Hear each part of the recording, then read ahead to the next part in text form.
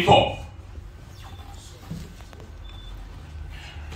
When we have read the book of Proverbs, it was written by one of the wisest men who ever lived.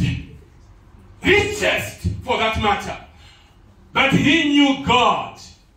So he says, a good person, he lies our own hero. Hallelujah. He lies our own hero, Yasini, Lucy. A good person leaves an inheritance, a legacy, footprints, a mark that cannot be erased. To me, that's comforting. Hallelujah. That's encouraging. Because then, even for those of you who are still practicing, you are able to say, I've got my own icon. I've got my own heroine in her form. Ashmede Anga. Akazanga. She worked in a very difficult environment. Worse off when she left ZBC to join Voice of America. You know our environment?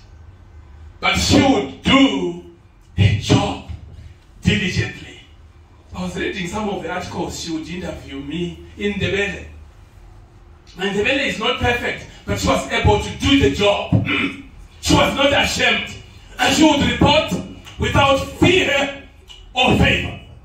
But I want to leave us a challenge tonight.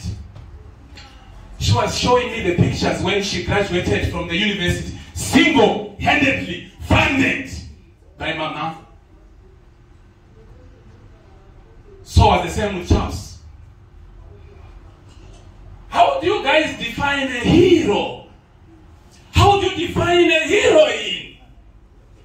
If it is not for a kind of politics, we could be going to the hero's acre.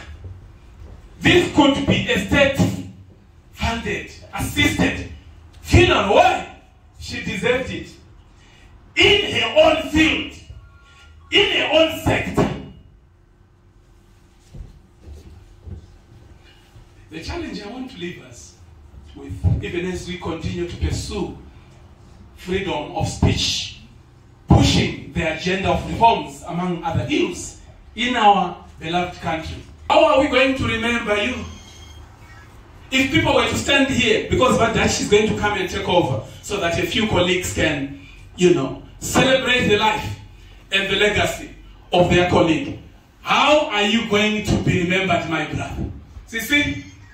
How are you going to be remembered? I said, how?